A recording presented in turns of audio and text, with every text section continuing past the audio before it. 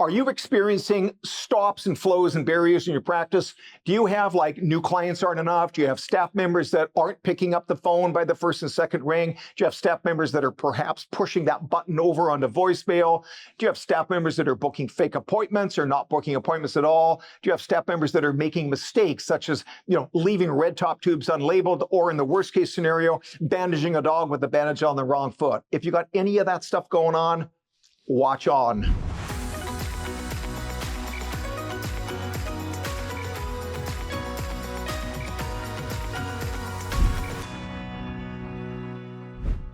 Hey, Dr. Joel Parker here. Welcome to the Standing Ovation Practice channel.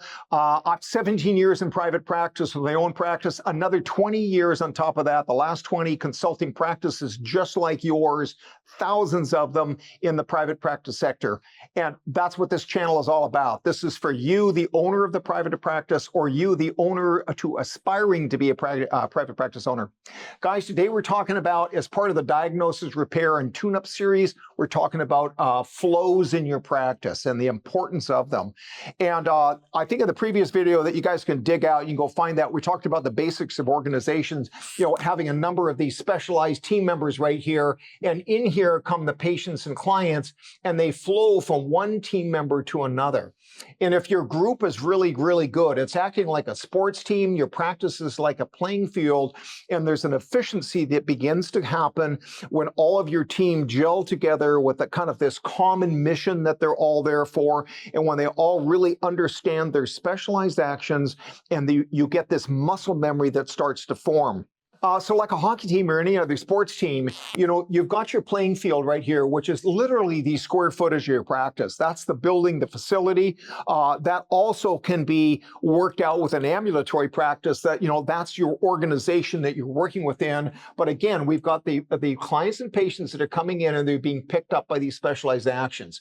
The efficiencies come, again, by everybody knowing what they should be doing, and importantly, knowing what they shouldn't be doing. Like, for example, you can have a practice where you've got a technician that's really, really well trained, but half the time she's up front because nobody's answering the phone. We've seen that happen in practices. You maybe don't have enough CSRs on the phone line, or the CSR you've got there maybe showing pictures of her grandkids to somebody else while the phone's ringing. So then the technician has to come up from here in her specialized actions and do the CSR actions. So some examples of efficiencies here then. This is where the phone ring, and it gets answered by that. On that first or second ring, you've got a great, super uptone, positive people person CSR on the front lines. They very quickly book the appointment, and if they've arrived, they get the client and patient in the exam room. There's a flow that occurs. However, though, if you've got a CSR that would rather be showing pictures of her grandkids to the drug rep that just came in, true story, and hits that incoming phone call and sends it over to voicemail, then you effectively have the flow that doesn't occur. You get the particle bouncing off. I'll bring this up again. The value of a client, the value of a 12-year-old canine patient in terms of what revenue it brings into a practice, in 2014 was estimated at being just over $13,000. Think about that. Today, the equivalent of that with inflation is about $18,000 to $20,000. Think about that for a moment. That new client call that's coming in, about to start a flow, but gets pushed off out in the answering machine, just cut your practice off from $18,000 to $20,000. It's remarkable, isn't it? So remember that. We want flows. We want these people that are picking things up, and then we want a receptionist that's moving that into the exam room so the veterinarian and the exam room team can do what they do and get started on that. If this stalls out up here, like let's say that the client and patient end up sitting in the exam room chatting with the CSR, and the CSR forgets to put them into the exam room, then we have a stalling out of the flow. Okay? So if we've got, for example, a veterinarian here that in the exam room doesn't create a patient care plan, and then you've got the person down here that should be making the estimate for services, but there's no patient care plan, then it stalls out. If we get back here where the patient is just dropped off in the back area, but there's no plan in the medical record, there's no SOAP or DAP, there's no plan to refer to, then it stalls out. Let's say, for example, the veterinarian here does not do their medical record. in time. Like really, the time to do the medical record is just after you leave the exam room, or be using some product like Talkatoo, or even some of the new AI products that are on the market that are looking really cool that can do your medical record as you do a verbal exam. If that's not done, then you get a stalling out there. You can also have, as we mentioned on the last episode, where you've got a bandage that's on the wrong foot, and now you've got what's called backflow, where you've got to go back and get the technical team to redo the work that should have been done right in the first place.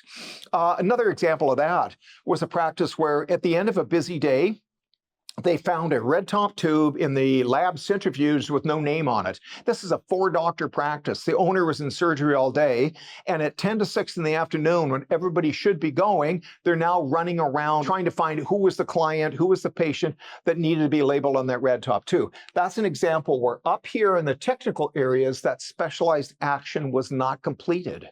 The person who was ever pulling the blood should have been labeling the tubes. Their muscle memory was out.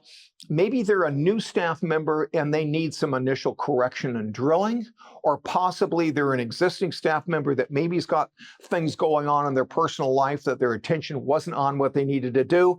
Regardless of what it is, that's where correction comes in to make sure that we get the bandage on the right foot, and make sure that we get the red top tubes labeled, make sure we don't ditch the purple top tube into the garbage, things like that. Okay, guys, so inefficiencies happen because there's stops and barriers. This is what we call a stop up here, where the older CSR was showing pictures of her grandkids to a drug rep. This story was told to me by a pharmaceutical rep who was visiting a practice, and here was an older CSR on the front desk. She's showing pictures of her grandkids. The phone rings. The phone rings with that. Remember, guys, that $13,400 phone call comes in, right? It's come right there. And the older CSR says, "I'll get that later," and pushes it over to the voicemail. At that point in time, that's called a stop. It bounced right off the front desk.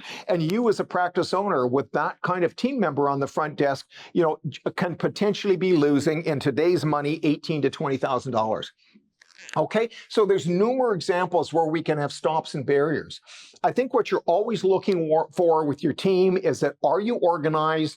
Are the flow lines designed properly? Are they written up properly in policy? And importantly, are your staff trained on them? Okay, you're looking for willing staff that can be trained. You can also have a staff that was trained, like our front CSR here was trained, okay, but she just decided not to follow the policy and pick up the phone. And so that client potentially bounced off the front desk. Of note, everybody, what the pharmaceutical rep did was say, "Hey, stop that, get that phone call." The pharmaceutical rep stepped in, as a good team member does, and puts in the ethics of that team member that she saw. And the pharmaceutical rep wasn't even part of that practice. She just worked in practices enough to say to the lady, "Hey, pick that phone call up." Brilliant, right? That's what you want.